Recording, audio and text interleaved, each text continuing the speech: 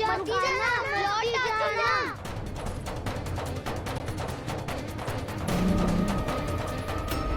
देखो कैसे स्वागत करो है।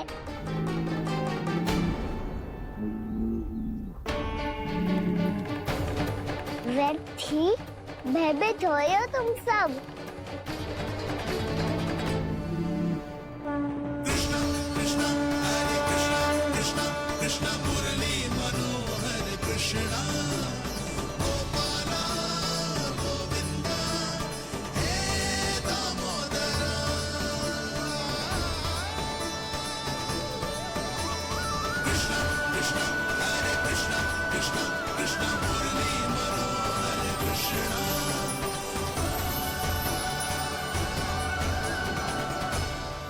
बाल कृष्ण ने छुआ तो एक साधारण बैल को है माँ, पर उनके स्पर्श का अनुभव मुझे हुआ है।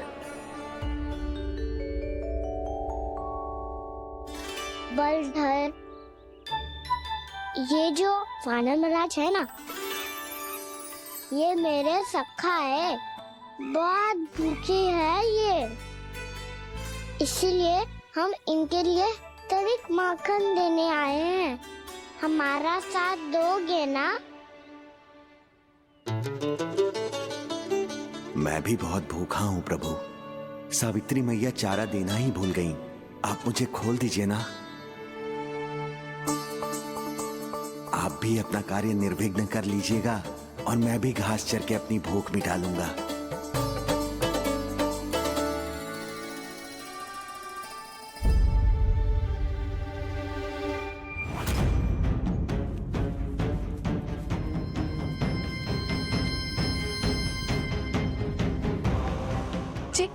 क्या कर रहे हो जी? काना पावला हो गया हो क्या? मती कोल काना, जे सीधा हमारी ओर आएगो और अपनी सींगों से उड़ा के चला जाएगो।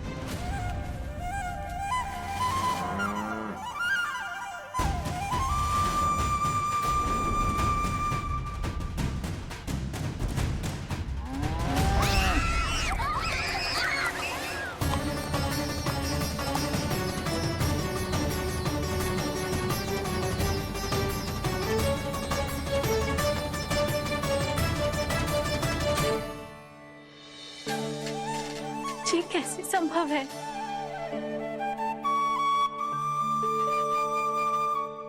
अब खड़े खड़े देखते ही रहोगे?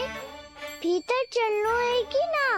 तूने तो बलधर को भी अपनी टोली में मिला लियो का ना? भैया कहती है मैं बात विशेष हूँ, तो अपनी विशेषता दिखानी तो पड़ेगी। चौर्य विद्या प्रसारण टोली का अध्यक्ष हूँ मैं। चौर्य विद्या प्रसारण टोली? शौर्य विद्या प्रसारण अर्थात चोरी की विद्या का विस्तार करना। प्रभु, ये बाल कृष्ण कैसी सीख दे रहे अपने सखाओं को? द्वार तो बंद है, भीतर प्रवेश करने का कोई उपाय तो खोजना पड़ेगा। सच्ची में मति भ्रष्ट हो गई है मेरी। अब अंदर कैसे जाएगा काना? कहीं वापस ना चला जाए। मिल गो पाए काना।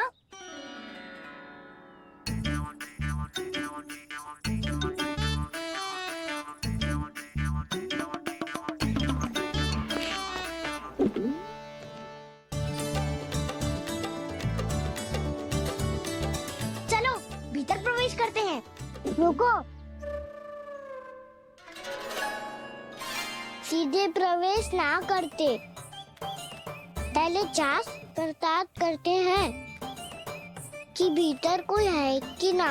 पर सावित्री मौसी को तो हमने बाहर जाते देखा था, और कौन हो सकता है भीतर? ऐसे बार बलदर था, वैसे भीतर कोई और हो सकता है। नारायण, फिर तू ही जा, मैं ना जाऊंगा भीतर। माखन चुराना भी सरल ना है, सतर्क रहना पड़ता है। माता यशोदा यदि ये सब देख लें तो उनके मन को कितना दुख पहुंचेगा।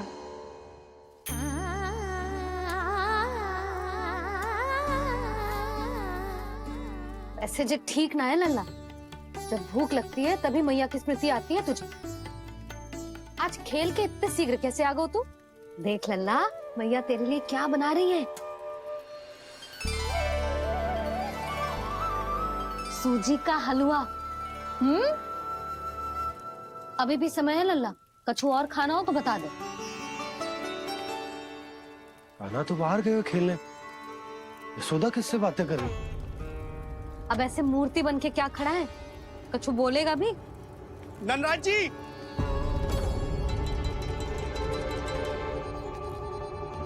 नंदराज जी, लगभग सभी को सभा की सूचना दे दी है और जो तनिक दूर रहते हैं उनके बंसी गए हुए हैं सूचना देने के लिए और उपनंद भैया आपकी चौपाल में प्रतीक्षा कर रहे हैं। चल। देख लल्ला, अभी क्षण भर पहले तो पीछे ही खड़ा था, कहाँ चला गया? देख लल्ला जी, लुक्का छिपी खेलने का समय ना है। चल मिलके नारायण को प्रसाद चढ़ाते हैं। कान्हा, कहाँ चला गया?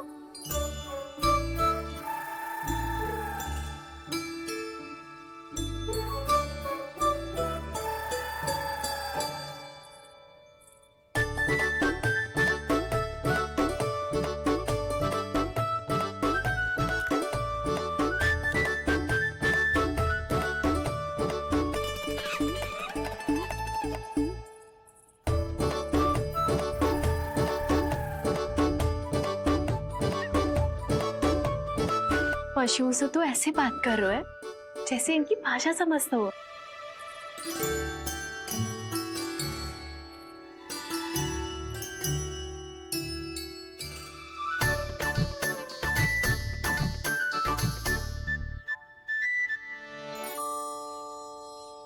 लग तो है यही रखा है सारा का सारा माखन।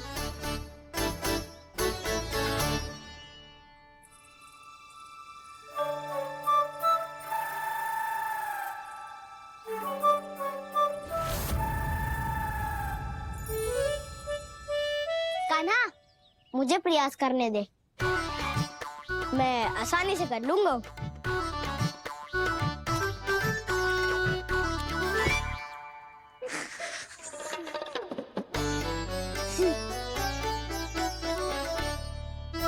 सावित्री के घर की कुंडी इतनी आसानी से नहीं खुलेगी लल्ला।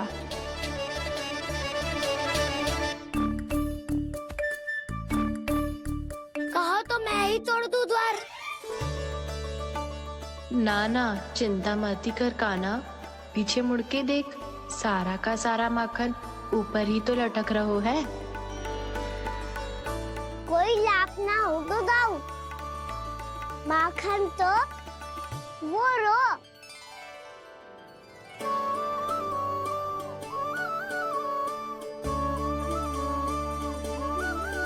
पर जे तो इतनी ऊपर है कि इसे उतारने के लिए हाथी बुलाना पड़ेगा। तो क्या अब हमें माखन ना मिलेगा?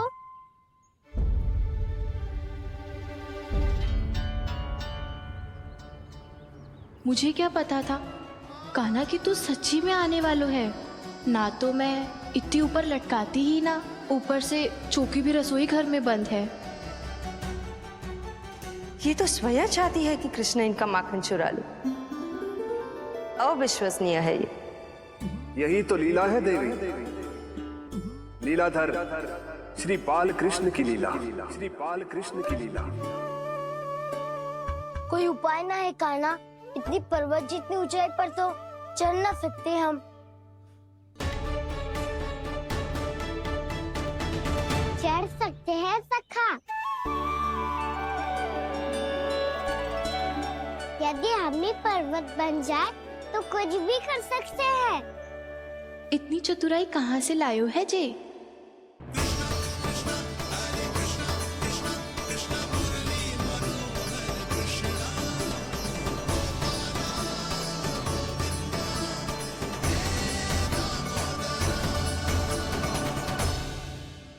हम सबसे ऊपर कौन चढ़ेगा? नाना मैं ना करूँगा, ये संभव ही ना है, मुझसे ना हो पाएगा। मैं चढ़ूंगा सबसे ऊपर।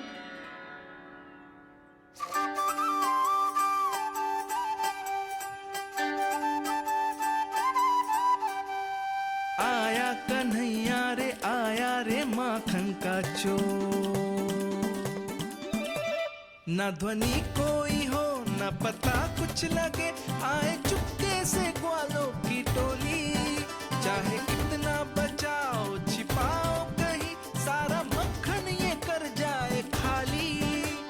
मुख से तो लगता है सरल ये बड़ा, भीतर से चंचल ये छल से भरा है ये नटखट बड़ा चिकचोर।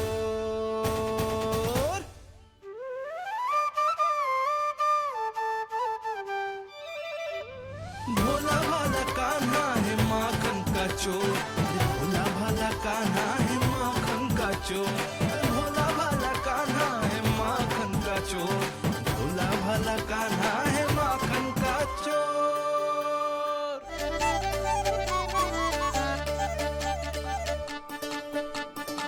कान्हा की योजना सफल हुई, माखन मिल गयो। तैयार हो सब? तो लो फिर। अब खाएगो जी मेरा माखन।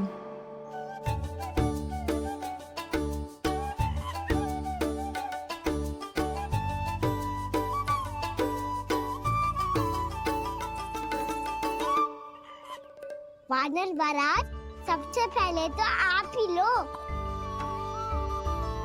हैं?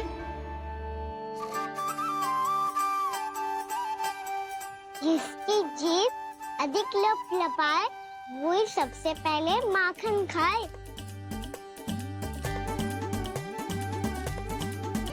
स्वयं हाथों से अपने ये बांटे, पूरी टोली को माखन खिलाए, बड़ा नटखट है नंद किशोर। लो दाऊ, ये आपका। सारा माखन जे इन सब में बांट रहो है, स्वयं ना खाएगो। भोला भाला कान्हा है माखन का चोर, अरे भोला भाला कान्हा है माखन का चोर, अरे भोला भाला कान्हा है माखन का चोर। इतनी देर बाद ही सही, अब खा रहे हो जी मेरे हाथ का माखन।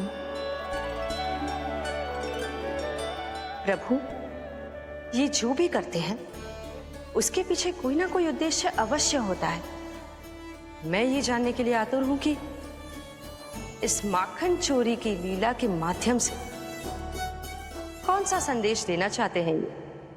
बस यही कि यदि कोई भक्त सच्चे हृदय से भगवान का स्मरण करे तो भगवान अवश्य आएंगे और अपने भक्तों के कर्मों को सुधारने की प्रक्रिया प्रारंभ कर देंगे। फिर चाहे वो भक्त जानकी हो या सावित्री। कृष्ण माखन नहीं खा रहे देवी, ये तो अपने भक्तों के दुष्कर्मों को मिटा रहे हैं ताकि उन्हें जीवन और मृत्यु के चक्र से मुक्ति दिला सके। पर प्रभु, ऐसे तो सारा संसार इन्हें माखन चोर बुलाएगा।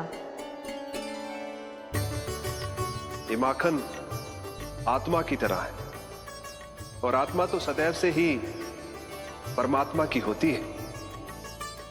इसीलिए कृष्ण जो चुरा रहे हैं वो माखन नहीं, ये तो इन गोपियों की चित है देवी।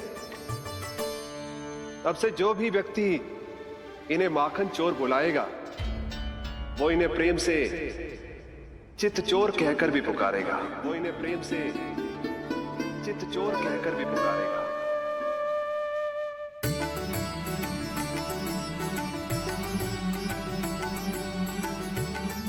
सही कहा आपने प्रभु, चित चोर तो है ये। इन्होंने केवल गोपियों का नहीं, अपनी मैया का भी चित चुराया है। कान्हा, देख लल्ला, अब सामने आ जा। लल्ला,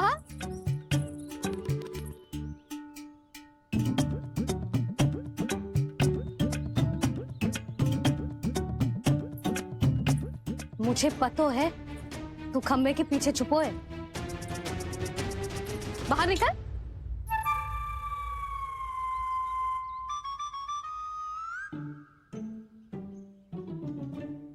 मैया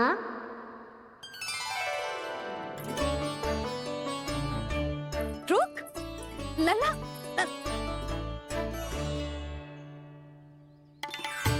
ठीक है मत आ, मैं अकेले अकेले पूजा करने जा रही हूँ।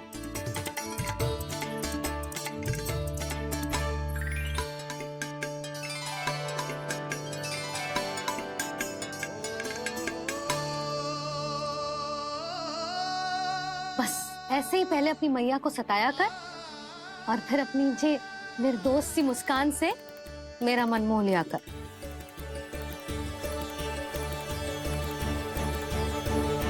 और चाहिए?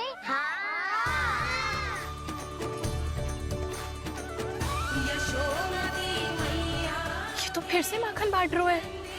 इसका इतना साहस। यदि यही सब करना तो मुझसे आज्ञा क्यों नहीं ली?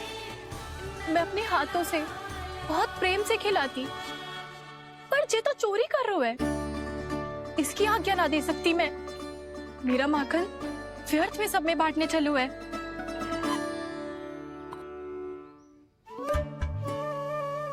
दो वानर महाराज और तनिक ले लो।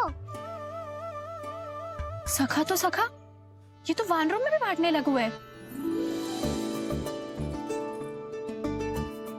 और चाहिए? नाना नन्ना है, भैया ने क्या कही थी? लोभ बहुत भयानक राक्षस है। पर कान्हा अभी तो गले तक ही गया है माखन। पूरे मटके छट कर गए और माखन अभी तक गले तक ही पहुंचा है। हाँ, तभी मेरी भी ना मिट्टी है। वसंता, इसे तुम ले लो।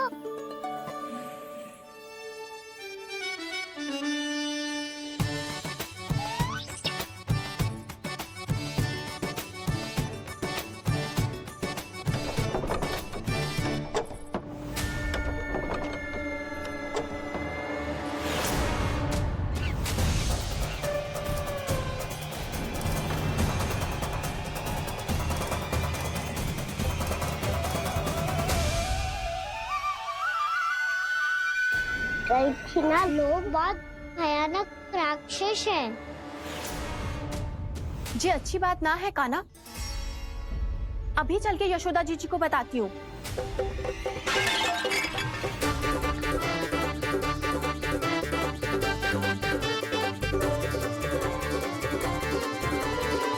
पर आप ही नहीं तो कही थी कि आप किसी को कछु ना बताती, बल्कि प्रसन्नता से खिलखिल जाती। जानकी के स्थान पर यदि कान्हा ने मेरे हाथ का माखन खाया हो तो मैं किसी को कुछ ना बताती, बल्कि प्रसन्नता से खिलखिल जाती। मैं तो मन में सोच रही थी, मुझसे बोल दिया था क्या? सच्ची बात तो ये है मौसी, ये वानर महाराज पूछे थे, इसीलिए।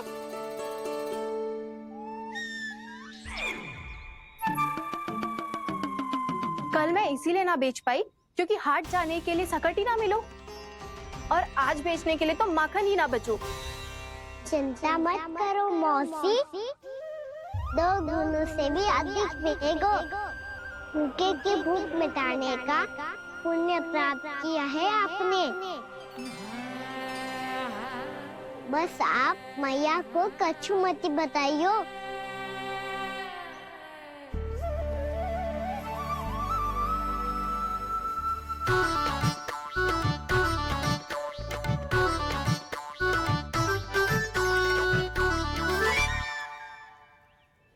वैसे भी भूखे की सहायता करके मैं अच्छा कार्य ही तो कर रहा था, है ना? कान्हा, मौसी अब सब गए, मैं भी जाऊं? किसकी भलाई कर दे कब किस बहाने,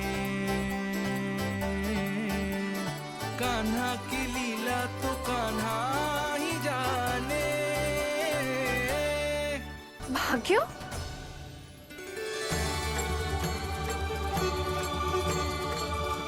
कान्हा, एक तो चोरी की और ऊपर से मूर्ख बना के भाग को। ये ठीक ना है। मुझे यशोदा जीजी को बताना ही होगा, और वो भी इसके घर पहुंचने से पहले।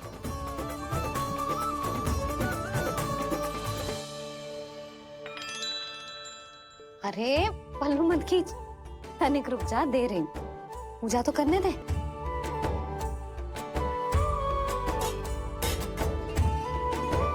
ले, अब जितना मन करे उतना प्रसाद खा।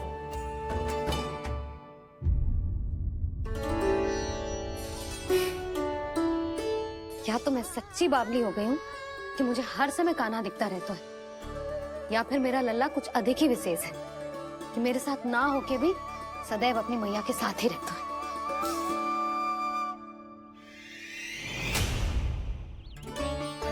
आज तो कैसे प्राण बचे, नारायण ही जानते हैं। मैं तो पाऊ को सिर पर लेके ऐसे सरपट भागो कि पूरे गोकुल में बड़ बोले, इस समय तो बड़ी बड़ी मत हाको। पर असली लाभ तो वानर महाराज ने उठाया है। पूरी की पूरी मटकी अकेले लेके निकल लिए। ये हमारी प्रतीक्षा कर रहा था ताकि हम माखन बांट सके। हमारे साथ ना दाऊ, उनके साथ।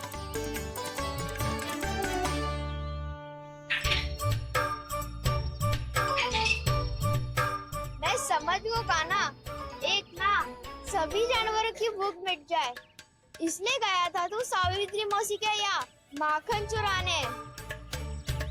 इससे पहले कि वो हमारे यहाँ पहुँच जाए, हमें घर पहुँचना होगा दाऊ, चाहे कछु हो जाए, पर देरी ना होनी चाहिए।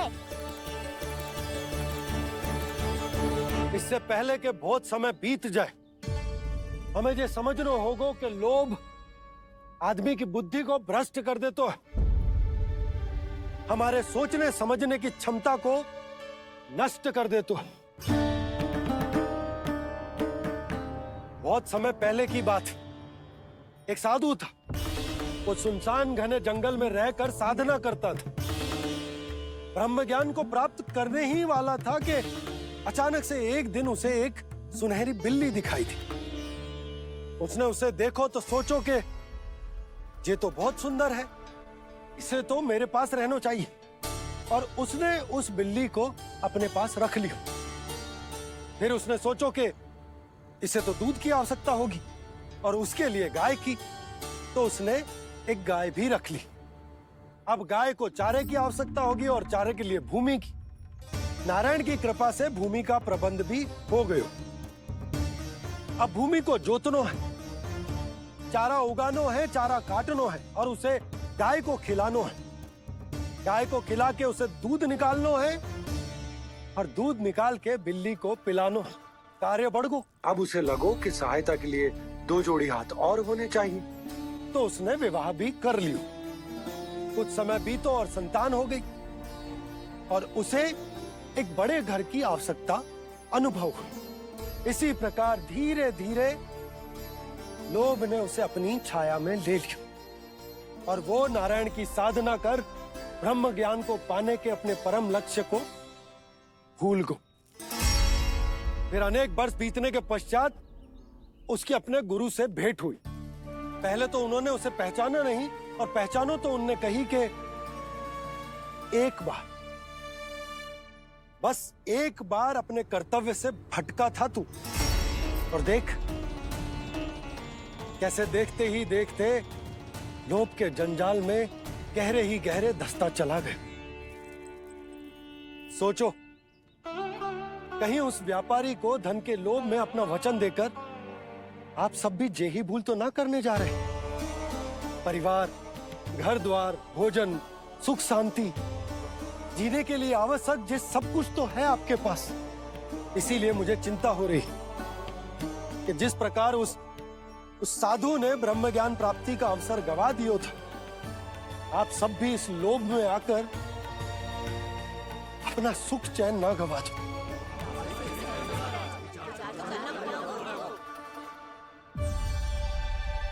लग तो है बात सबको समझ आ रही है।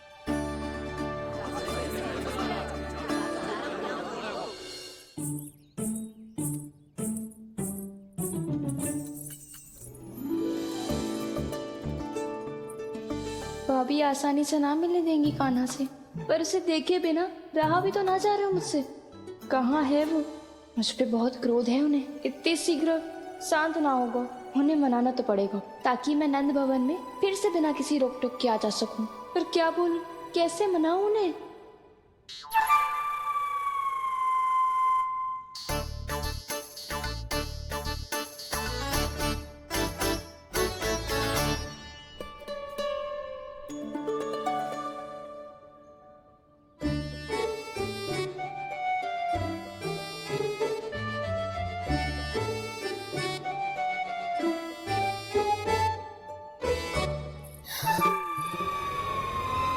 वाह, जिसने मेरे लल्ला पर चोरी का आरोप लगायो, वो ही आज मेरे घर में चोरी चोरी प्रवेश कर रही है। नाना भाभी, ऐसी कोई बात ना है। मैं तो बस ये देखने आई थी कि जसोदा भाभी का क्रोध शांत हुआ कि ना? सुन ले जानकी, मेरा क्रोध उसी दिन शांत होगा जिस दिन तू सारी गोपियों के सामने मेरे कान्हा पर लगाया आरोप वापस लेगी। चोरी करेगा तो आरोप ही लगेगा ना जीजी। फिर से आरोप? सावित्री, तू भी? कल तक मुझे ये थोड़ी पता था जीजी कि आपका कान्हा सच्ची में माखन चोरी में पारंगत है। आशा करता हूँ कि आप सभी को नंदराज का विचार और संदेश सही से समझ आगो होगो।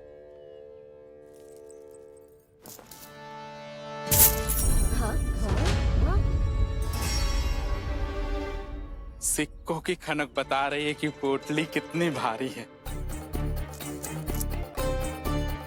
एक ही दिन में कितने धन पा गई जे।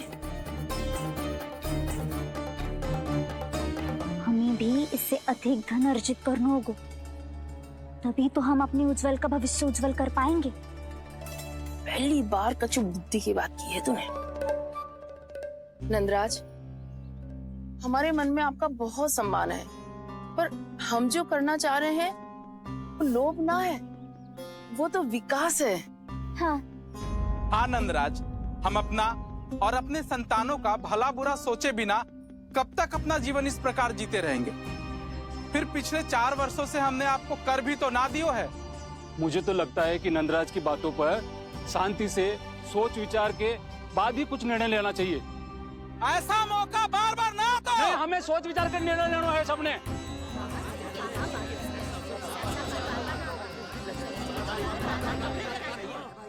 चोरी में पारंगत? हाँ जीजी, उसने टोली बनाई है और उसका नाम भी रखा है चौर्य विद्या प्रसारण टोली, और आपका कान्हा उसका अध्यक्ष है। अच्छा, तो कान्हा पूरी टोली लेकर आया था चोरी करने तेरे घर? और नहीं तो क्या। पर एक बात बताओ जीजी, मेरे बलदर को देखकर किसी का साहस ना हुआ भीतर जाने का, पर आपका कान्हा इतना साहसी है कि बिना भयभीत हुए इतने भयंकर बैल के निकट चले गए। सच्ची?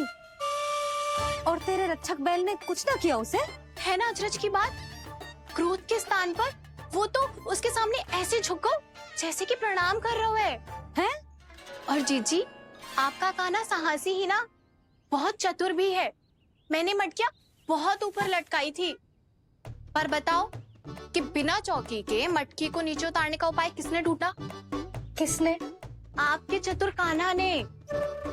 उसने अपने सखाओं को पर्वत बनायो और एक पक्के सेनापति की तरह बिना भयभीत हुए उनके ऊपर चढ़ गयो और मटकियां उतारने लगो। और एक ही ना, तीनों की तीनों मटकियां उतार ली। तीनों? हाँ जीजी, और वो इतना दयालु है कि पहले एक मटकी का माखन सब में बांट दियो और फिर बची हुई 2 मटकियों में से एक मटकी अपने सखाओं को दे दी और फिर दूसरी मटकी एक भूखे वानर को दे दी। और फिर जब मैं उसके सामने जाके प्रश्न करने लगी तो उसने मुझे अपने तर्कों के जाल में उलझाया और बड़ी आसानी से सिद्ध कर दिया कि वो तो परोपकार कर रहा था। मैं तो देखती ही रह गई और शब्द तो ऐसे झड़ते हैं मुंह से जैसे कि फूल। रुक जा सावित्री, पहले तू ये निर्णय ले ले कि तू मेरे लल्ला का गुणगान करने आई है कि उसकी निंदा करने? निंदा करने ही आई हूँ जीजी। जानकी सत्य कह रही थी। आपका कान्हा माखन चोर ही है और बलराम के साथ भागा था। अब बलराम क्यों? वो तो साक्षात गरुड़ देव की पीठ पे बैठ के उड़ के आयो है, तभी तो तुझसे बहुत पहले आके यहाँ बैठ गओ ना। आ देख ले, आजा। देखो कैसे बैठ के सब पहरा दे रहे हैं कि कोई पंछी अनाज ना चुगले, और तुम दोनों व्यर्थ में इन सब पर दोष लगा रही हो। कान्हा के निकट जाने का प्रयास भी मत ही करना। पहले मेरे लल्ला पर आरोप लगाती हो, फिर उससे मिलना भी चाहती हो।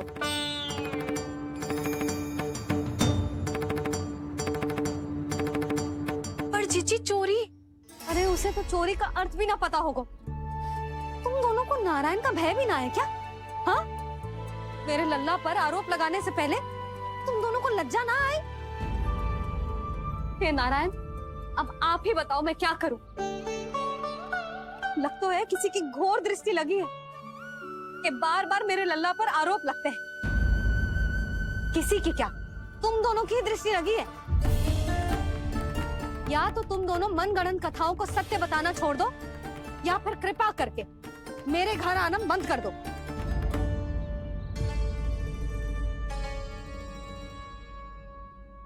अब दोनों मुंह क्या ताक रही हो? हाँ, जाओ यहाँ से। और तुम दोनों नंद जी की सभा में क्यों ना गई? हाँ?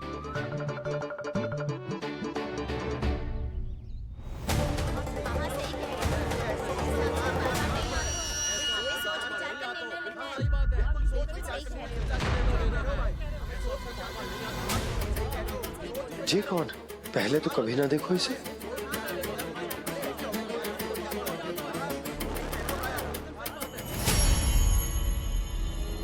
कहाँ को? बस करो।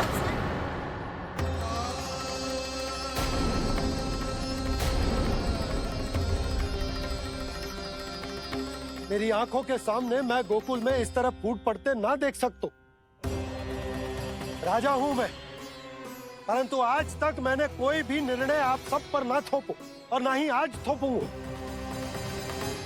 मुझे पता है आप सबके पास कल सूर्यास्त तक को समय, इसीलिए मेरी विनती है कि आप घर जाकर रात्रि को इस बात पर पुनः विचार अवश्य कीजिएगा। सोचिएगा कि कोई भी व्यापारी अविश्वसनीय रूप से सस्ता क्रय विक्रय क्यों करेगा, जब तक कि उसका कोई छुपा हुआ लाभ ना हो। हमें सोचना होगा कि कहीं हम उसके बिछाए जाल में फंस तो ना रहे।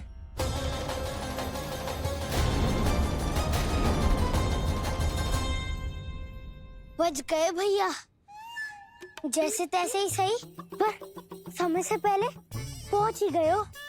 सावित्री मौसी तनिक सी बात को इतना बड़ा चढ़ा के बोल रही थी जितना उज्जवल भी ना बोलतो।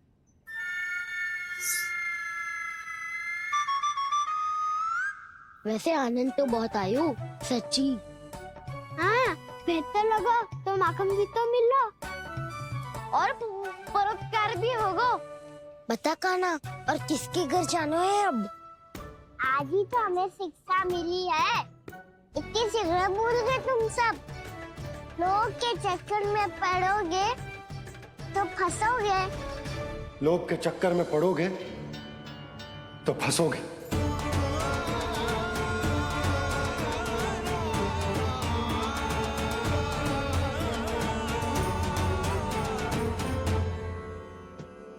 चोर, चोर कह रही है मेरे निर्दोष से बालक को।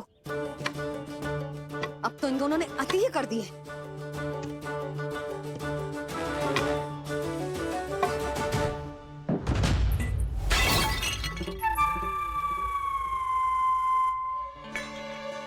से भी अभी फूटना था। वैसे ही मैं इतनी चिंतित हूँ।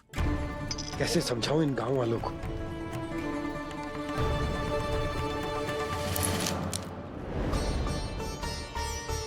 कोई समझने को तैयार ही ना है। लगता है सबकी बुद्धि भ्रष्ट हो गई है। सही कह रही हो यशोदा तुम। मुझे तो लगता है कि सोचना समझना ही छोड़ दिया सबने। अनेकों तर्क देके समझा दियो, सिद्ध कर दियो, पर इनकी मोटी बुद्धि में कछु आतो ही ना है। यशोदा, तुम तो तर्क की कह रही हो, मैंने तो उदाहरण देकर समझाने को प्रयास किया, पर अपनी बुद्धि के आगे कछु ना समझ में आ रहा इन गांव वालों को। क्या सारे के सारे गांव वाले मेरे लल्ला पर आरोप लगा रहे हैं? जी क्या कह रही हो तुम? मैं तो गांव वालों की बात कर रहा हूँ जो नारायण के नाम पर वचन देकर उस अपरिचित व्यापारी को अपने दूध, दही, घी, माखन सब देने को तैयार है। लो कर लो बात। मैं गोपियों की बात कर रही हूँ जो लल्ला पर माखन चोरी का आरोप लगा रही हैं। और आज तो सावित्री ने भी लल्ला को माखन चोर कह के पुकारो है।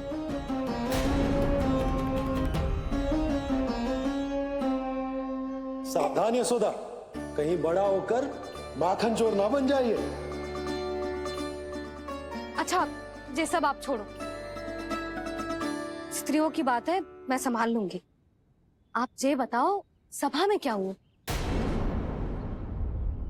गोकुल में फूट पड़ गई यशोदा, लोभ की फूट।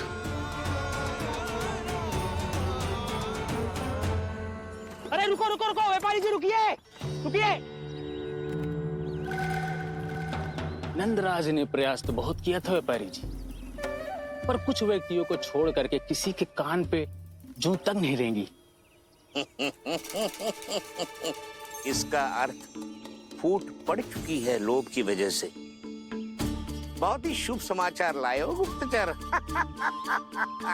अब शीघ्र ही दिखेगा लोभ का चमत्कार।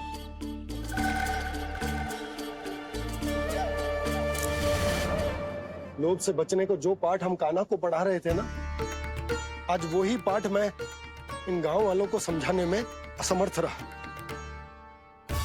आप चिंता मत करो जी, धीरे धीरे सब ठीक हो जाएगा। तब तक बहुत देर हो जाएगी यशोदा।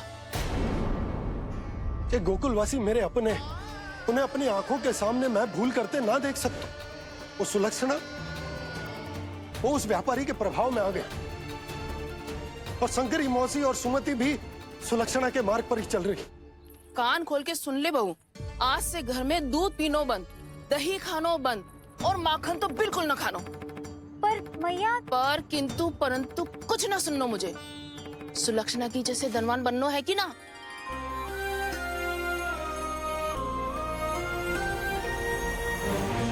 तो फिर जैसा मैं कहती हूँ वैसा कर, तभी तो अधिक से अधिक दूध, दही, माखन बेचकर अधिक से अधिक धन अर्जित कर पाएंगे हम। सुलक्षणा को उस व्यापारी की तरह धनवान बनना है और शंकरी मौसी को सुलक्षणा की तरह। ऐसे तो पूरा गांव ही लोभ में पड़कर कल उस व्यापारी के पास पहुंच जाएगा। अब तो फिर स्त्रियों को मुझे अपने ढंग से समझाना पड़ेगा। अब गोकुल वासियों को चाहे कोई भी कितना भी समझा ले, बुझा ले, ज्ञान बांटे, उन्हें केवल एक ही भाषा समझ में आएगी, लोभ की भाषा। लगता है आपके पास बहुत उत्तम योजना है व्यापारी जी। सब झटक लूंगा।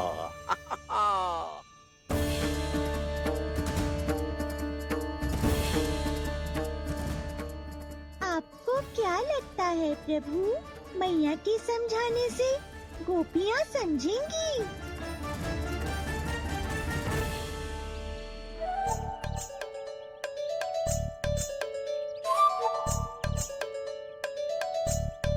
कान्हा, और कितनी प्रतीक्षा करवाएगो? अब बता भी दे, माखन चुराने किसके घर जाना है? इतना आसान ना है निर्णय करना, समय लगता है, सोच विचार करना पड़ता है। पर ये निर्णय किया कैसे जाए पता है मुझे। लगता है ये निर्णय करना पड़ेगा कि बजना कैसे।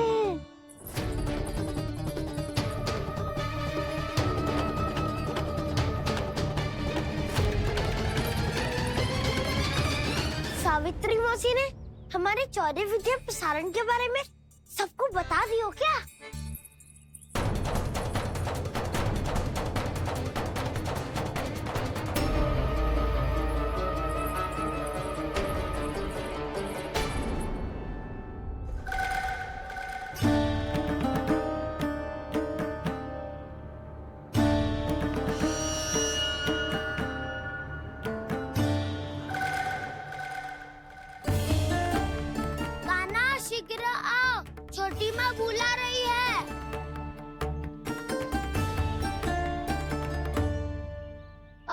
भी पड़ेगी और कुटाई भी होगी।